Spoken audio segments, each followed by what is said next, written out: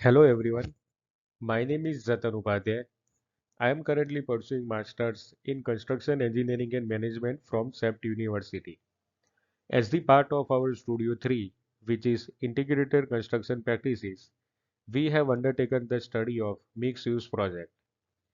This studio focuses on application of BEAM and lean practices. Coming to the next slide, the project is located in the Sarkar and Gandhinagar and it is a commercial building. The total cost of the project is 54 crores and site area is 1.47 acres and total project built-up area is 5.70 lakh square feet and there is a square feet based contract. In this project, there are several stakeholders are involved like PMC, architect, structural consultant, MEPF, landscape, green building consultant and contractor. There are total 3 towers in the project, out of which we have considered A and B for our scope of work.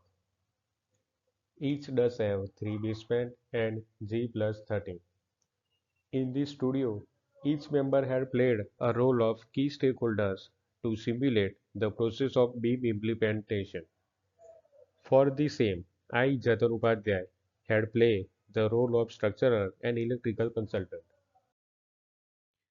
Coming to the process flow map of structural consultant. It is basically start with the linking of structural 2D drawings and setting up the levels, coordinates and grids. After that, structural LUD 300 model is created. Then, process is linking structural model with architectural model and model review by beam coordinator.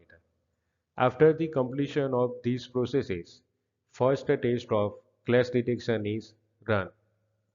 If clashes are found, then process is going like RFI generated by the structural to the architectural consultant and resolution of classes, also model review by beam coordinator, and if not so, uh, process is going for another test for a clash detection. After the completion of second test of clash detection, if clashes are not found, then documents generated for the final model. Coming to the EIR. EIR stands for Employers Information Requirement. It is basically a document outlining the client's information and management requirements for a BEAM project.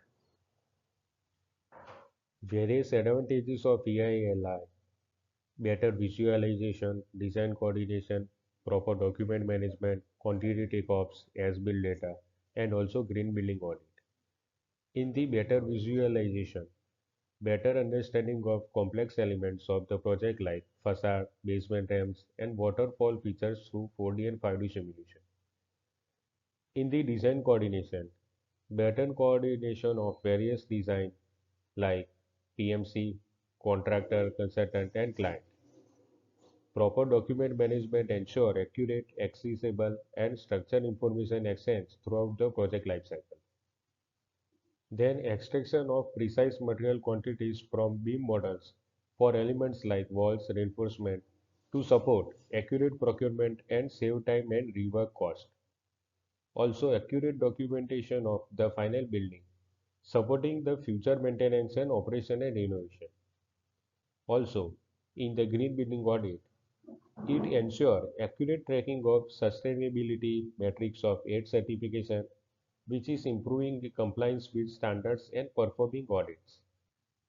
After the EIR process, there are various processes are be performed like MOM for BEP preparation, pre-contract beam execution plan, bidder selection, then post-contract beam execution plan, and also master information delivery plan.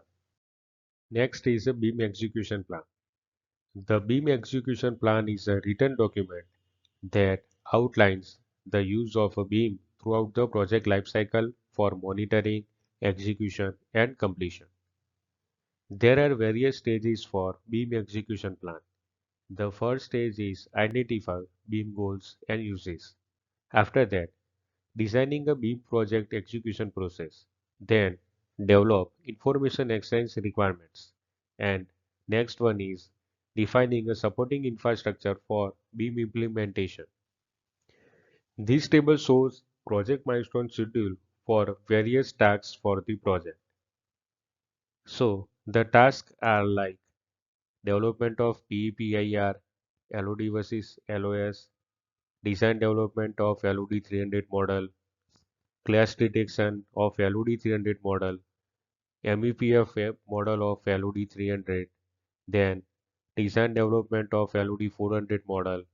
After that, quantity takeoff, cost estimation, 4D simulation, and 5D simulation. Moving further to the risk identification and risk matrix, we identify total number of fail risk for our project. From all the identified risks, we should focus is on three major risks which has high impact on our project. First one is a technological interface. It can be mitigated by evaluating software compatibility. Second one is a cost overrun, which will be mitigated by implementing the integrated project delivery. And third one is a inadequate knowledge or expertise, which can be mitigated by providing BIM education and training. This image showing the LOD 300 structural model. Structural model consisting three basements, which is B1, B2, and B3, then ground floor and first floor for the tower A and tower B as the part of our studio scope of work. After the completion of LOD 300 structural model, quantities are taken off for various structural elements like column, beam, floor, and shear wall.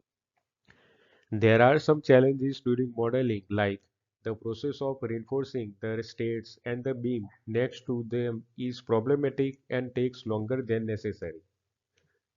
In the part of key learnings after the completion of structural model, there are some key learnings like clear comprehension of the building elements, their specification, and their order on site was made possible by the beam implementation of structural model.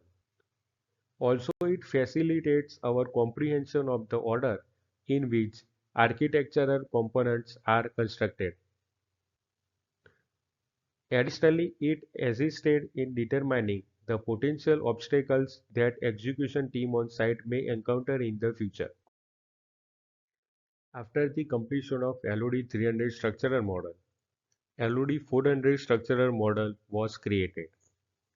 So basically, LOD 400 structural model included the detailing of the reinforcement for columns, beams, slab, and staircase for one selected floor part of the model. Structural LOD 400 model is crucial for further processes like 4D and 5D simulation as the part of beam implementation. Coming to the electrical service model. Left side image showing the process flow map for electrical service during design development stage. So LOD 300 model was created for electrical services as the part of our scope of work. There are some constraints identified during the development of LOD 300 model of electrical. So the sectional drawing of the service level within the structure are absent from the documentation. These drawings are crucial for providing a detailed visual presentation of the distribution and arrangement of services. Moving forward to the IPD approach. So here, this is a basically a comparison between IPD approach and conventional approach for various things like standards and information exchange, then project scope, collaboration, planning approach, then visualization, modeling, clash detection, site layout, scheduling, quantity, and planning and documentation.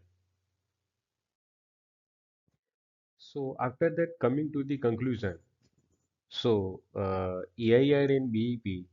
So EIR is a document that outlines the client's information and management requirements for a way. So basically, it sets a base for creating BEP. In the BEP, the beam execution plan supports efficient information management during the project's information modeling phase, ensuring standards procedure for all participants. After that, in the beam modeling, creating of the project model by comprehending the various services, it encompasses by also efficiently illustrating how different stakeholders collaborate and understand the need of common data environment. Then in the quantity takeoff, Revit simplifies accurate quantity takeoffs and saves time and energy while doing it, making it a valuable tool for contractors to enhance efficiency by using being generated quantities. Then last one is IPD approach. So in the IPD approach, the IPD AER emphasizes the comprehensive data sharing, collaboration, and integration, aiming to align all stakeholders around shared goals and deliverables. Also, in LPS tracking is integral with all stakeholders, including designers and contractors, collaborating from the outset and clash detection from the beginning of the project, with all team members continuously collaborating to identify and resolve potential conflicts early.